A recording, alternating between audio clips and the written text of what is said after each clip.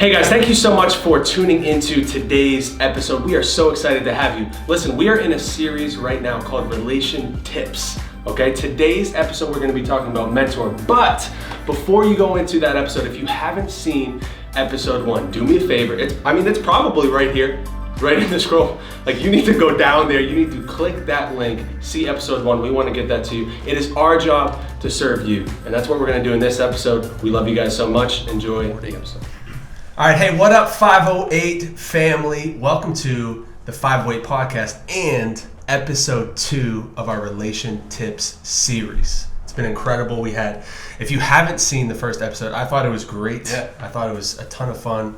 So please, if you haven't seen it, press pause, rewind, go to episode number 1. So it's been absolutely incredible. So just for your guys' expectation, we're going to be doing a whole series on relationTips. And so we're going to be talking anything relationships, so it's going to be super fun, super exciting. As always, though, my name is Michael. I have with me 2 of my best friends in the world, Justin and Devin, Pastor Devin Fry. And so how y'all feeling? You excited? Super excited. I'm just coming off that last podcast. Yeah, it was great. Yeah, it's good. I love talking to everything relationships. I think it's a necessary conversation for people. So excited to have a discussion today. Amen. And as always, so the purpose of this podcast is to help you navigate your 20s. Okay? So very important. That's the theme. And so we're going to structure everything, even in this conversation and throughout this series, on that specific theme. Today we're talking about mentoring. We're talking about mentoring a little bit. Important. Yes. So important. Yes. So very important. Especially for our age group, right? Between 20 and 30, instead of kind of doing this trial and error, it's better for us to look at somebody who's ahead of us and allow them to help us walk through that. Yep. And so we're going to hop right into conversation here. And we're going to be talking a lot best practices, both to be a mentor, but also what it looks like to be a mentee. And so why don't we just start with that? What does it look like to be a good mentor? How can I do that? So I'll give you a couple initial thoughts, pass it back to you guys, because you guys are mentors of many people too. But a mentor, I'm going to get into 4 responsibilities of a mentor in a moment.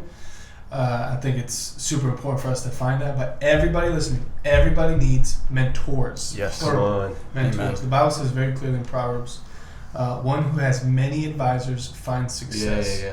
Many advisors. So you need a bullpen, essentially. Yep. If we're talking about, baseball, you have people that are knuckleballers, fastballers, have a curveball. Yep. And so you need people in your life that have maybe different specialities. And one thing that Mike and I were just talking about a moment ago, there is no perfect mentor except for one person, and his name is Jesus. Amen. Every other mentor has blind spots. Good word. And so I have deficiencies, and so there are categories that I kind of coach and invest in many people.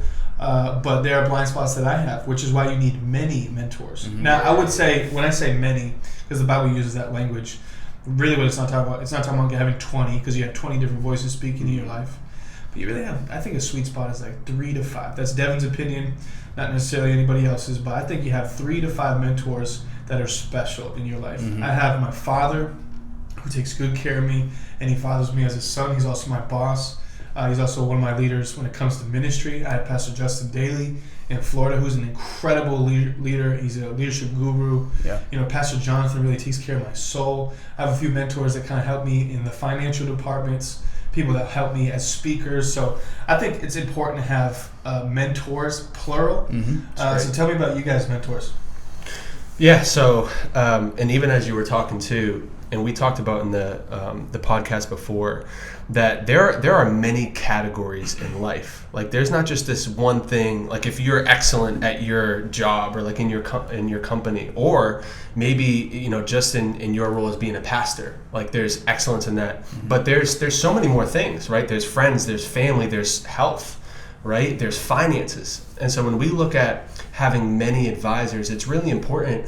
And for me, I have somebody specifically that I go to just for finances. It was a pastor I met years and years ago, and he specifically does that within his church. And so I'm like, okay, if he specifically does this, I need to pick his brain with just finances. And so it's important that in every category in our life, we don't just have one, we can have multiple for different categories, and that's very important for success. Let me define something real quick. So you should learn from everybody. You can learn from everybody. I learned from my son. My son doesn't even speak English yet. I learned a lot from him. So you can learn from everybody, but open your heart to a few. And that's kind of the biblical definition of really mentorship. And so I say 3 to 5 mentors I have in my life that I trust with my life. Like I open my soul to these people. But I can learn from hundreds of people. And it's biblical. The Bible talks about, it's Paul addressing Timothy, and he's essentially saying, you can have hundreds of teachers or thousands of teachers, but you don't have many fathers. You don't have many spiritual fathers. Such a good word. Mentors are really that. They are caretakers for your soul. Learn from everybody, but open your heart to few. That makes sense? Yeah, that's a good word. Yeah, for me, I've got a few different mentors helping me through not only seasons of life that I'm in now, but also where I want to be in the future. So from a financial perspective, my career, cultivating an entrepreneurial spirit, and trying to get wisdom on how to maybe start my own business or step out and take risks. Finding spiritual leaders and mentors.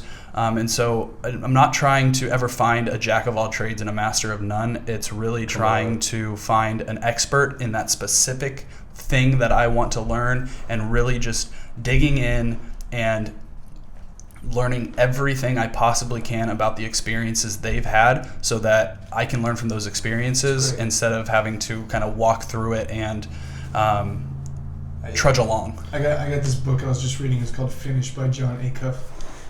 And he talks about, he uses this line. He goes, borrow somebody else's degree. And what that means is, somebody went to school, paid thousands of dollars to go get this education, and all you can do to acquire that education is just one question, 2 questions, a lunch that you're spending time together. And so you can learn in 3 minutes what it took somebody 30 years to learn.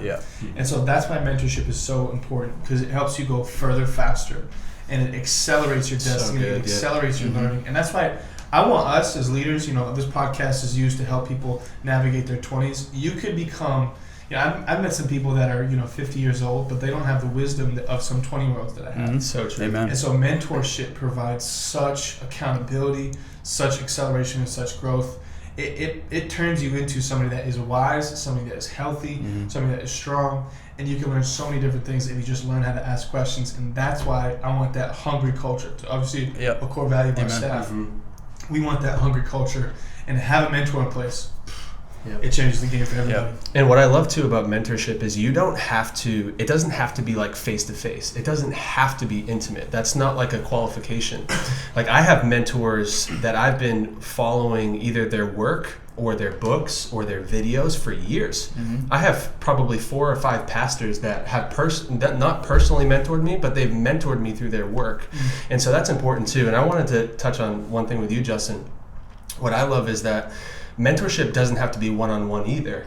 Right now you're seeing that you're in a relationship group with somebody who's way further ahead of you with multiple couples. So can you talk a little bit about that? Yeah, so I'm a part of a kind of a community group with a few other couples in different stages in their relationships. And one stage we really focused on was finding a couple that had a very successful marriage, so that the 3 other couples could to really saturate ourselves in their wisdom, and so we can set ourselves up for a successful marriage and a successful relationship long term using their experiences as guidance. That's great. And I've seen such great breakthrough in the couples in that group in such a short period of time, just because we've been able to gather all of the information, experiences, wisdom from someone who's already done it for 20 years.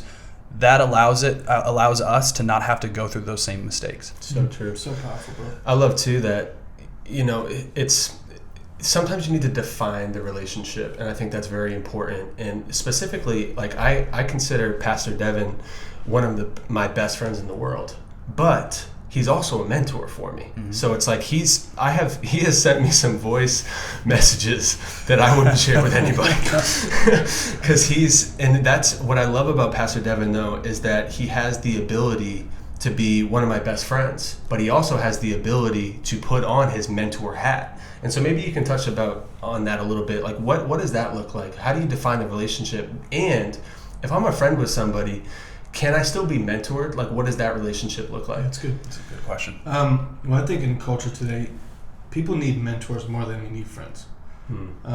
Friends, there's a reciprocal relationship, absolutely, but people need leadership, especially for those, and I know this is a tailored audience, but especially for some of those that have not had fathers or mothers or, even present fathers or healthy fathers and mothers in their life. And so everybody needs to be led. I need to be led. I am very well led. And so pastors need pastors. Doctors need doctors. They can't do surgery on themselves, which is why everybody needs people that are leading them. And I just believe this. There's a core value that I have. And I want you to remember this. And if you're taking notes, take notes. Write this comment down. Write it wherever you're watching this. But you learn one of two ways. You either learn through mistakes or you learn through mentors. Mistakes or mentors. It's one of two. And so I think you're foolish. I think you're arrogant. And I think you're prideful if you think you don't need help or you don't need assistance. It's a great foolish. It's dumb. And so for me, I just want to accelerate my destiny. I want to avoid some pain. Can I get an amen? Yes. Come on, I want to avoid some pain, and that's why you have mentors in your life. And so, Mike, to kind of get back to your question, I think every relationship should have the spirit of friendship. Mike is a good friend of mine, but I'm leader first. And so there are times where, he calls me Brazilian Devin because Brazilian Devin comes out every once in a while. And I kind of, not that I think this is the best leadership principle. I love Brazilian Devin. After and we have Jimmy over here as well, kind of doing some production. But, after 10 p.m., it's kind of after dark Devin that comes out. And so I just get to be, a little bit looser, and it's Brazilian Devin that comes out. And, once he gets on the sticks, it's a completely different Devin. I'm a trash talker. So, I'm wrecking these little 14-year-old kids. I'm like, hey, I'm your father, kid. Not that I think that's the best way to go about it, but I think it's healthy. So for me, what I saw is I saw my pastor, Pastor Justin Daly, who really changed my life. He wore hats. He wore two different hats. I used to think it's two different personalities, and it wasn't. It's two different hats. There are times where it's leader hats on, and there are times where it's friends hats on. And I think the discernment, and I had a whole message on that. You should go back and watch it. Discernment will help you and teach you which hat to wear in what circumstance. But if you don't know what to do, wear the leader hat. Make sure you wear the mentor hat. And so every relationship should have a spirit of friendship in it, no matter what. That's joking, that's laughter. But people need leadership more than they need friendship. And I think that friendship piece is also important in the mentoring relationship because it helps you build that relational equity to allow you as a mentor and as a leader to stick your finger in somebody else's eye. So true. And as for mentors, we talked about the love bank principle many times, but you have to put deposits in if you're going to take out withdrawals. And so there's constant encouragement. There's constant encouragement and honor around our culture. I'm so proud of these guys. I can't even imagine what ministry would be like without them at this point. And even the team and the production team right here. But there's constant deposits so that when a withdrawal needs to be made, or there needs to be a challenge, or there needs to be, it's just this feeling of, I feel like I'm being corrected right now. There has been tons of money, if we're using that term, tons of money put in so that when I need to take $5, $10, $30 out, I have that equity in there. Does that make sense? Yeah, that's great. So it's so important we put deposits in constantly and have that honor and culture. And so on the mentorship and leadership spectrum, so say for example, I'm a leader and I have somebody who would consider me to be a mentor, and then I find out that something terrible happened, and the circumstance specifically doesn't matter, but something happened where they really screwed up and I'm their mentor, and then they come to me. What does that look like? How do I pastor somebody who's not in a place where they're following the behavior, quote unquote? How can I lead them through that? How can I pastor them? So a couple weeks ago we were in CLA and Pastor Devin, you had mentioned something. So lead with grace, right? Especially in a mentoring situation, when someone comes to you and is vulnerable, never weaponize that vulnerability. You should always lead with grace. It's good. So good. But grace is not the only thing that needs to be there. There also needs to be truth. And Pastor Devin, you had mentioned something that truth without grace is mean. Grace without truth is meaningless, but grace with truth is meaningful. And so you need to lead with grace, but you also need to follow it up with truth so that they don't fall into that sin or make those mistakes again. So good, bro. What the flip the table, dude. That was just mint, bro. That's really good. Grace is how you say something, and truth is what you're saying.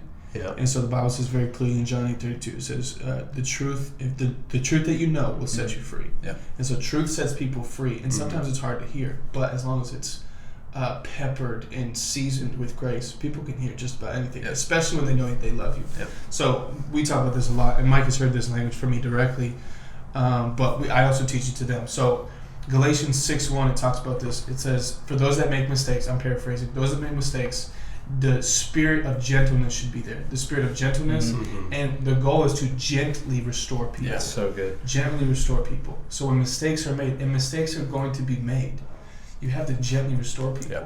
Doesn't mean truth is absent. It actually means it's completely present, but the spirit of gentleness should be there. So here are 3 things we always say. I say this, and I've used this time and time again. And honestly, you build so much influence. I did this message.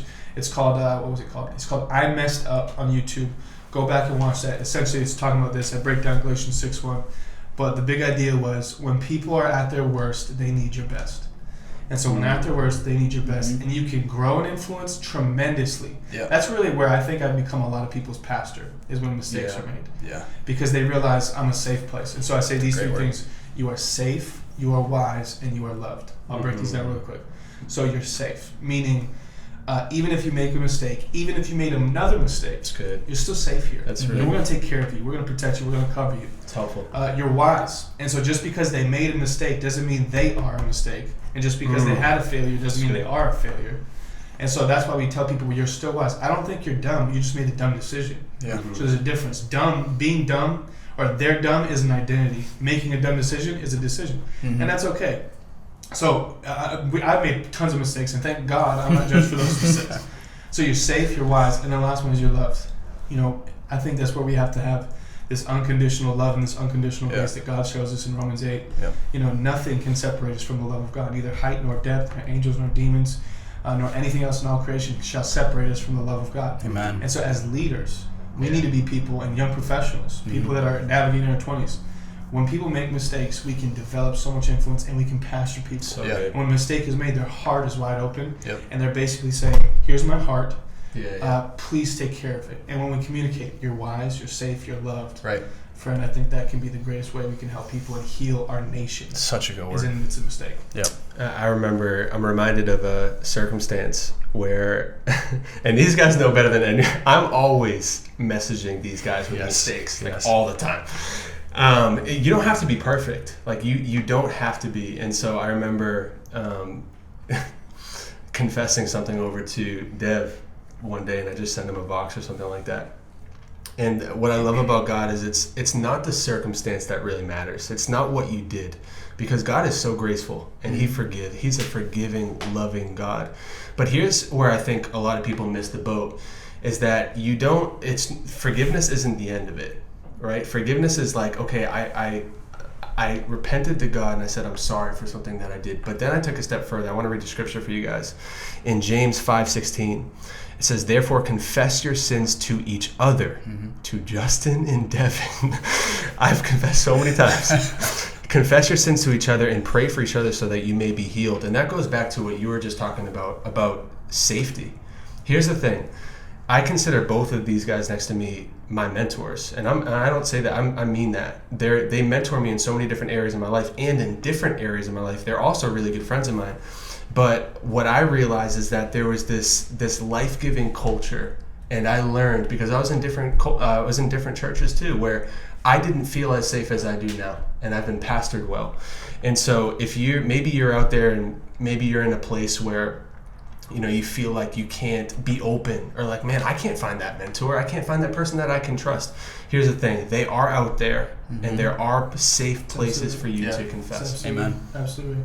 I think as leaders, though, if you're listening to this, I think it's so important that we make sure, I want to reiterate what Justin said, do not weaponize vulnerability. I was just talking to, he's like my little brother in Florida, it was actually Jimmy. Jamie was saying about vulnerability. It's basically giving somebody a knife and saying, please don't stab me in the back with this. That's what somebody is saying when they are, when they're vulnerable. Yeah.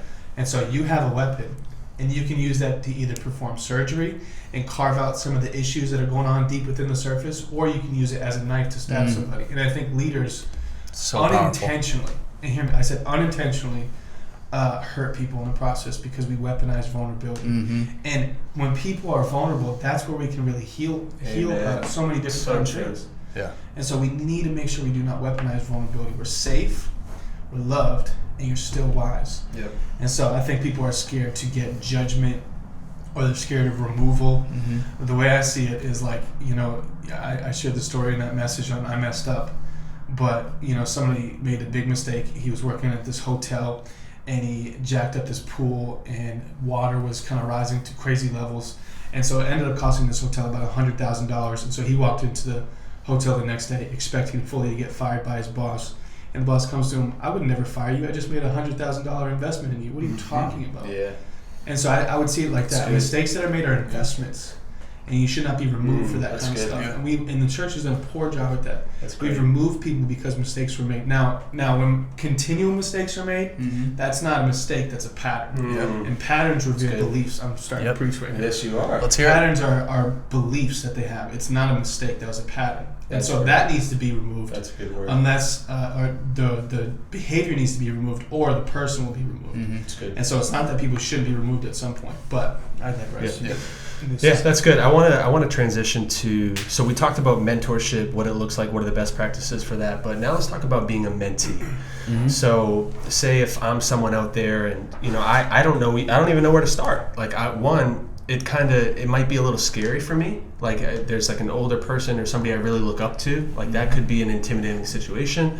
Where do I start? How do I find the right mentor? Is there the right mentor? Should I just try to shoot my shot? You know what I mean? What does this look like? Jay, you want to go? Yeah, I mean, I can kind of jump in for my process is first it's to that point of who do I look up to? Who do I want to trade places with? Yeah. Where do I want to be in life and who is there currently? And then just trying to get into that life however I possibly can. Whether it just be through a quick conversation, just a text message, a phone call, an email, a handwritten letter. Like, as a mentee, you need to be going after that mentor. Exactly. Pursuit. It's all in the pursuit. And if you don't have that hunger, there's no point for that mentor to take you on. That's a good point. And so for me, it's trying to find that person that I want to trade places with, and going after and pursuing them and their time. It's good. Yeah, their advice will lead to their results. And so you're not asking somebody to be friendly with. You're asking somebody to be like, I want what they have, and that's why I want to connect and meet with them. And so the mentee really brings, to be honest with you, and just being blunt, the mentee brings nothing into the conversation except for hunger, and people want legacy. And so mentors, for me personally, I love mentoring people solely because I love to make sure that what I've learned and what I've been blessed with, I want to give that out and I want to see that reproduced in the earth. That's why people love to mentor people. But mentees really bring nothing to a mentor. And so here's like 6 things I wrote down as mentees. Number 1, prayerfully and carefully choose wise counsel. Prayerfully and carefully choose wise counsel. Number 2, formally schedule time with them at their convenience, not your convenience. Hello. So it's at their convenience, not your convenience. And so it should be inconvenient for you for the most part. What I do, because I have control of my schedule, and this is a value to me, Fridays are my mentor days, whether it be for people that I mentor or people that mentor me. That's good. And so I'm on the phone, I'm voxing people, I'm calling people, I'll meet with people, and I do it on their time that are my mentors. I do it on their time, go to them, pay for their meals. I'm not having them do any of that kind of stuff. Because the best mentors are busy people. Come on, busy people are the most responsible people. And so people that have too much time, I don't know if that's somebody that you really want to have as a mentor, but people that have a full schedule, not a busy schedule, are people that you want. So number 3 is show up prepared with your questions in a way to write down what you learned. Don't go in there and just acting like a friend. Go in there with an agenda. Go in there having some prepared questions, and then get what you want out of the conversation in respect of time. Can I add something to that real quick? So when you're going into a conversation like this, your intention should not be for you to be heard. And there can be a temptation where it's like, oh, I want to look good in their eyes. Is it? Yeah. All right, praise God. Go ahead. I wrote down listen and learn. Don't say a lot. Yeah. You're not there to talk. You're there to listen. Yes, And so exactly. open your heart. Act on their instruction. Number 5, act on their instruction and show progress. I tell you, as a mentor, people that want my time or my investment, if they just want to talk and then there's no progress report made the next time, we're not going to be meeting. Mm-hmm. And I don't say that pridefully. I just say that as it's not a good investment on my time. Very true. And so why are we meeting with people? Just so that we can get things off our chest. Now that's confession. You can go to God for that directly. You can go to some of your friends about that. But mentorship is for progression, not just confession. Mm-hmm. Mm-hmm. And then the final thing I wrote down was send a follow-up. Send a follow-up and just say thank you. Mm. Make sure they know you're working on it. Here are my 5 takeaways. I just met with Pastor Jonathan recently, Yeah. and I was just like, okay, here's what I'm learning. Here are my takeaways. That's good. And then I give them a progress report to know I value your time and your words have weight in my life. Yeah. Thank you so much for meeting with me. I would love to do it again. And people will be dying to have time with you. Yeah. They will love to invest in somebody that's hungry and shows progression. Yeah. Yeah, I going back to the point about good mentors don't have a lot of time. And speaking as a mentor to a mentee, time is my most valuable asset. Absolutely. I don't have a lot of time, and so where I place my time is where I place my value. And so if you're coming to me as a mentee and I am giving you my time, it means I value you. Yeah. But if I'm giving you that value, you need to show that you're doing something with it. So if you're not showing up on time, you're not showing up prepared, and then as you leave, you're not actually applying the things you learned, I don't want to give you my time. So it's so true. And you should. We had this value in basketball back in the day. If you're not 15 minutes early, you're late. Mm-hmm. And so you should be there that shows up well before the mentor shows up. Show up prepared. Grab a booth if you're meeting in a restaurant. Get there an appetizer.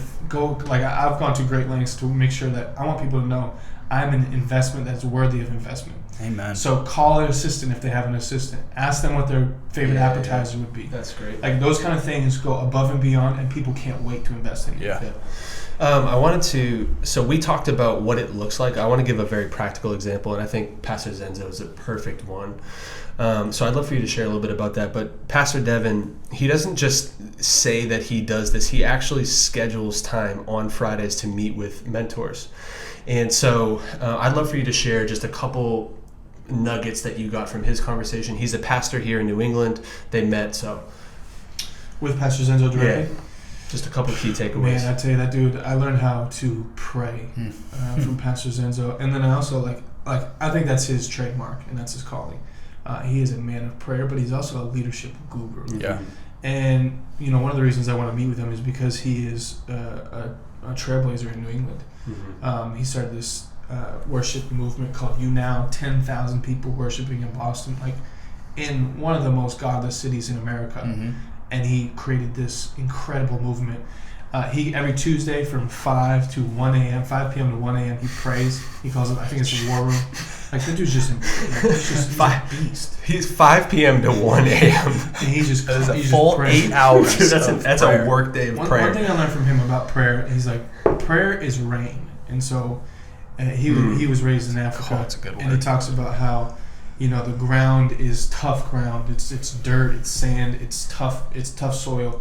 But what rain does is rain softens the ground and it makes the work and like shoveling actually enjoyable. Mm-hmm. Yeah. It makes it easier to move. That's what prayer does. And so I just learned So invaluable truths that to me I'm just like I need to make sure he I mean you guys benefited from this because he actually taught me that prayer over his team leads. Yeah, And so over the directors of his church, he prays for them every single day by name, pleads the blood of Jesus over them. He's like, these people are way too valuable to our church, our organization, and I want to make sure they're covered, that like their finances are covered, their health is covered, because they're too valuable for anything to happen to them. Yeah. And so I just learned things like that from him, and you learn invaluable wisdom from mentors that you're. Was it true you took Justin and I off of your prayer list on the team?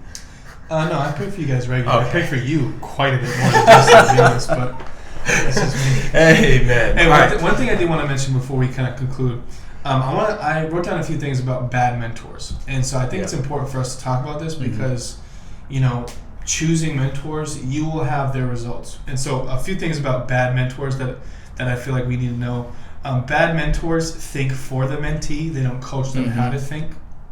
I used to do this because I don't know if this was a subconscious insecurity of myself, but I loved when people came to me to search out answers. But what I'm doing now is just, what do you think?